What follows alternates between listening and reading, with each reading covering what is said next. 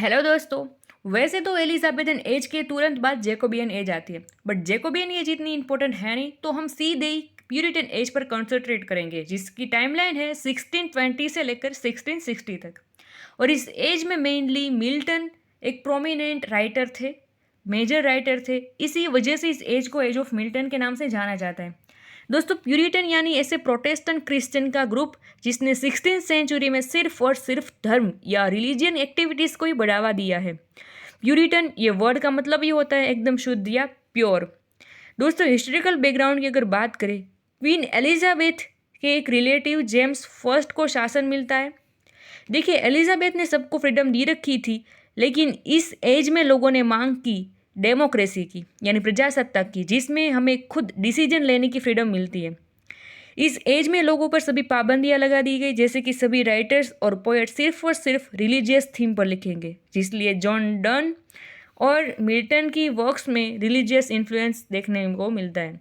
साथ ही ड्रामास लिखना बंद हो गया और ड्रामा को प्ले करने के लिए थिएटर भी बंद हो गए। सिर्फ और सिर्फ क्रिश्चियन धर्म के बढ़ावे पर ही ध्यान दिया गया। एंटरटेनमेंट की एक्टिविटीज़ हो गई बंद। देखिए, पीपल चाहे या ना चाहे, उस पर धर्म के पालन का बोझ डाला गया था। इस एज की कैरेक्टरिस्टिक कौन सी है वो देखने की ट्राई करते हैं। स्पेशलिटीज़ क्या रही है या फिर कैसे बदलाव आए, वो सब। पहली कैरेक्टरिस्टिक्स है wrong ideas of the Puritans. जो लोग प्रोटेस्टेंट को एकदम प्योरली और डेलिब्रेटली पालन करते थे, वो क्या मानते थे कि जीसस ने हमें इस दुनिया पर भेजा है, उसका एक ही पर्पस है कि हमें सिर्फ और सिर्फ उसकी भक्ति करनी है, उसकी पूजा या फिर वर्शिप करनी है, और उसके जो मैसेज है उसको हर एक लोगों के बीच पहुंचाना है। दूसरी कोई एंटरटेनमेंट की चीज़ हमें नहीं करनी चाहिए, ऐसा ये सब लोग मानते थे, जो कि टोटली गलत है। फिर है चेंजिंग आइडल्स। इस दौरान किंग और पार्लियामेंट के बीच लड़ाई हुई और क्रोमवेल नाम के बंदे ने शासन संभाल लिया था। नाम याद रखिएगा, क्रोमवेल। और वो क्रोमवेल बन गया था कॉमनवेल्थ का लीडर। अब तक लोग किंग को वफादार रहते थे, लेकिन अब उन्होंने कॉमनवेल्थ के लीडर क्रोमवेल का भी विरोध किया है। दोस्तों, तीसरी कैरेक्टरिस्टिक है रिलीजियस, जो जिसके बारे में हमने डिस्कशन की कि मेनली रिलीजियस जो थिंग्स है, एक्टिविटीज़ है, उसको ही बढ़ावा दिया गया है। लिटरेचर ऑफ दिस एज की अगर बात करें तो मेन राइटर कौन थे, वो है जॉन मिल्टन। जॉन मिल्टन ने ऐसे वर्क्स लिखे हैं, पैराडाइज लॉस्ट, जिसके बारे में हमने डिस्कशन आगे कर ली एक वीडियो में। हम जानते हैं कि टोटल 12 बुक में ये डिवाइडेड है और रिलीजियस है। फिर है पैराडाइज रिगेंड, लिसिडाज ऑफ एजुकेशन। ये लिसिडाज हैं, वो उनके एक दोस्त थे एडवर्ड नाम के, वो किंग एडवर्ड थे, तो उनकी डेथ पर उन्होंने ये लिखी थी लिसिडाज। फिर है ऑफ एजुकेशन, ये उन्हें स्कूल मास्टर की जॉब के दौरान लिखी थी। ऑन हिज ब्लाइंडनेस, उन्हें एक बीमारी भी थी और वो बीमारी के कारण उन्हें ब्लाइंडनेस आ गई थी, और उस पर भी उन्होंने लिखा है। फिर है कॉमर्स। दोस्तों, इस दौरान मेटाफिजिकल पोइट्री का भी एंट्रेंस हुआ था। मेटाफिजिकल पोइट्री क्या होती है कि आपने जिस चीज़ के बारे में कल्पना भी, इमेजिनेशन भी नहीं की है कि ये दोनों चीज़ सेम है, वो चीज़ें पोएट अपनी पोयम में ला के देते हैं।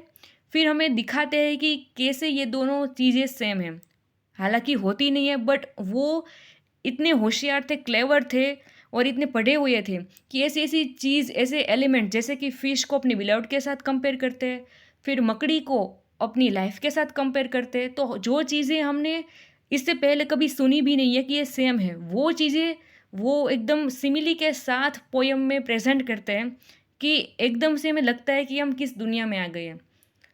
एकदम वो चीज़ें हैं, वो हमारी कल्पना के बाहर होती है, तो इसीलिए उसे मेटाफिजिकल कहा जाता है। तो ऐसे पोएट कौन थे?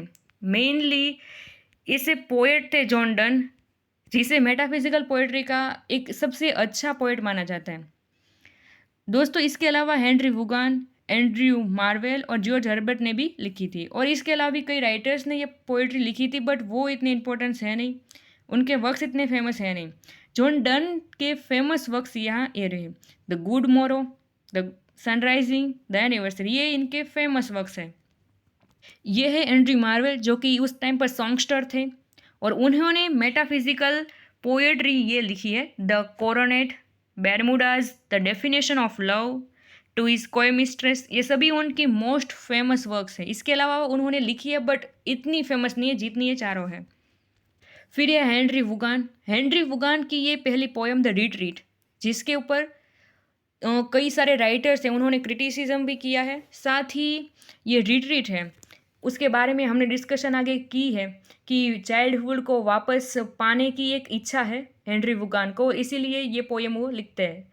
फिर उनकी अगली वर्क है द वर्ल्ड। फिर they are all gone into the world of light. दोस्तों, इस एज के लिटरेचर का एक ओवरव्यू ले लेते हैं। The age produce many writers, a few immortal books and one of the world's great literary readers. यानी इस एज ने ऐसे कई सारे राइटर्स को तो प्रोड्यूस किया है, बट बुक्स थोड़ी सी ही है, ऐसी कुछ ही है जो आज भी इमोर्टल, यानी आज भी लोग उसे पढ़ते हैं, पसंद करते हैं। The literature of this age is extremely diverse, एकदम बदल गया है in character, and the diversity is due to the breaking up of the idols of political religious unity। और ये डाइवर्सिटी किसकी वजह से आई है? रिलीजियस और पॉलिटिकल इश्यूज के कारण आई है। This literature differs from that the proceeding age in 3 marked ways. इसके पहले की जो एज है, इससे इस टाइम का लिटरेचर बिल्कुल भी मेल नहीं खाता। In contrast with the hopefulness and vigour of Elizabethan writing, much of the literature of this period is sombre in character and sadness rather than inspiring. इस टाइम में एकदम कॉन्ट्रास्ट से भरा लिटरेचर लिखा गया है। इस टाइम पर क्या था, एलिजाबेथन एज पर जो लोग इंस्पिरेशन देने के लिए लिखते थे, मोटिवेशनल लिखते थे, एकदम दिल से लिखते थे, तो वो सब चीज़ का कॉन्ट्रास्ट आ गया है। यानी कि सब लोग सैडनेस वाला लिखते थे, किसी को इंस्पायर करे ऐसा लिटरेचर नहीं लिखा गया इस दौरान। It is no unity of spirit as in the days of Elizabethan age के दौरान हमने देखा कि यूनिवर्सिटी विट्स जैसे एक ग्रुप बनाकर लिखती थी, एक दूसरे को हेल्प करती थी, तो इस दौरान ऐसा कोई भी ग्रुप हमें नहीं देखने को मिलता है। Resulting from the patriotic enthusiasm of all classic, because कि पॉलिटिशियन जो लोग थे उन्होंने क्या मन में घुसेड़ दिया था कि देशभक्ति और धर्म यही सब कुछ है लाइफ के लिए। It has lost the romantic impulse of youth and become critical and intellectual and it makes us think rather than feel deeply. अब इस दौरान यूथ या फिर यंगस्टर को पसंद आए ऐसे रोमांटिक कोई पोयम नहीं लिखी गई है।